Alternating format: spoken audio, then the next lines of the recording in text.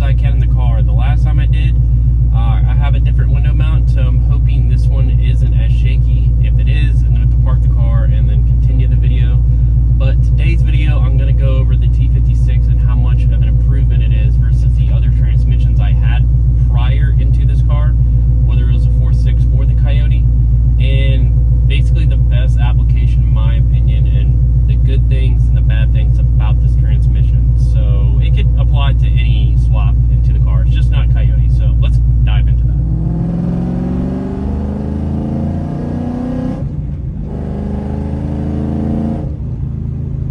One of those videos again. This mount is just not that good for this car, I guess. The car is just way too shaky. Maybe it's because of the tubular suspension or the non-urethane motor mounts, I guess. They're basically just solid motor mounts by Energy Suspension. They work a lot better and they allow you to drop the engine a little lower on the K-member. So I'm going to give it a shot, okay? This is probably going to be shaky. The whole camera is shaking. So at least the shifts are really smooth. Definitely recommend the T56.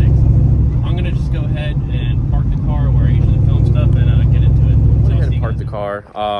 I'm trying to see the camera. It's super bright out, so it's kind of glaring on the camera itself. But I'm just going to jump right into this. So the T56, I have an 03 T56, or T56 out of a 03 Cobra is what I picked up. So it's got the factory bell housing, the MGW short throw shifter. In my opinion, is the best shifter to go with for these cars. The Steeda is pretty good, but I highly recommend the MGW. It's not as super notchy as like a Pro 5.0 or something like that. It shifts super smooth. It's not noisy or anything like that. But the T56 overall is a noisy transmission, so there is a little whine. And I did look and read up on it a little bit here and there because just a few concerns I had, of course, but I went ahead and looked it up, and a lot of people said it is a noisy transmission. So that's one of the negative things about it. If you hate noise coming from a transmission or just hate any other noise besides, I don't know, the music or the exhaust of the car, it's not super annoying. You kind of get used to it. It doesn't really bother me. It was just something that I've never heard before, so that's why I went ahead and did a little deep dive on it.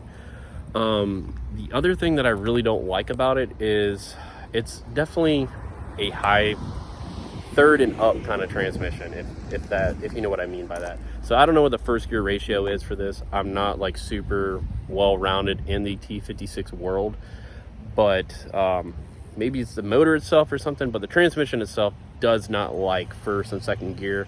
It likes third and stuff like that. So kind of driving around town, it's not too bad, but driving, neighborhoods is kind of annoying.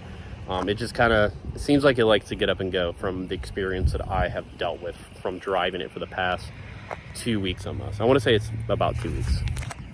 So the clutch setup I have with it is a McLeod light and steel flywheel, and the Super Street Pro McLeod clutch, or whatever, Street Pro, whatever it is.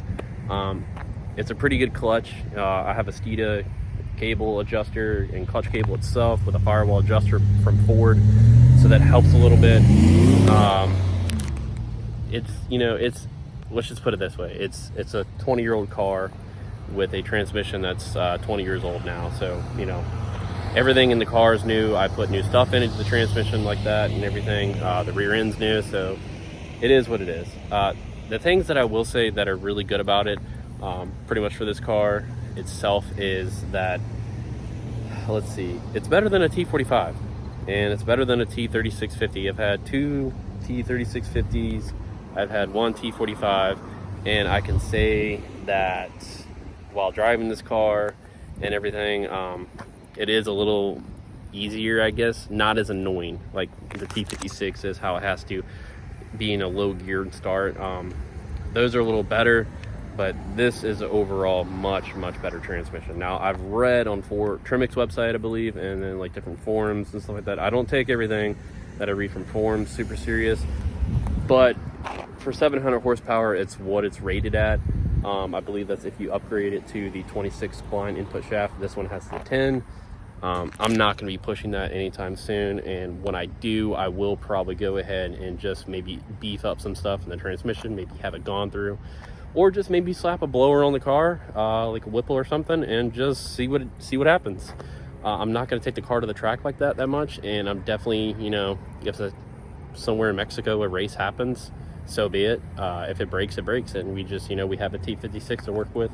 And I know Ben Calamer does MT82s and T56 transmissions from what I believe. So we'll just go ahead and see what the price is for that and get that done. But highly, highly recommend a T56 over any transmission besides, I guess, like if you're doing an MT82. I know you can do them on these cars. There's a guy actually that lives in Virginia who I bought the drive shaft from that has an MT82 in his 97 Cobra. So a lot of people just passing by and I guess yelling at the car.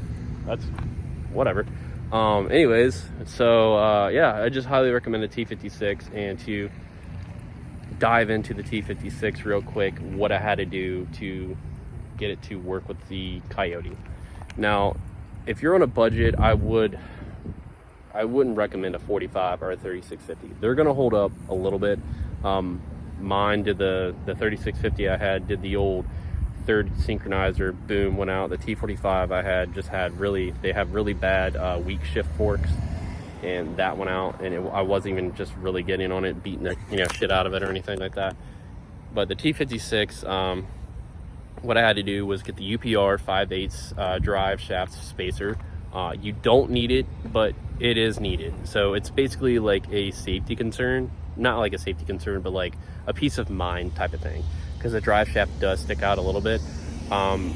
Factory bell housing, I hooked the reverse switch up to the brake lights. So you just press a brake and then it allows you that solenoid, the lockout solenoid for reverse, where it's not like a struggle to get it in.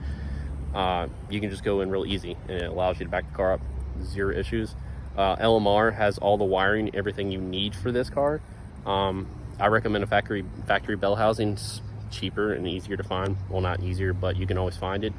I think QuickTime bell housing has one. They're super expensive though. MGW short throw shifter is what I recommend.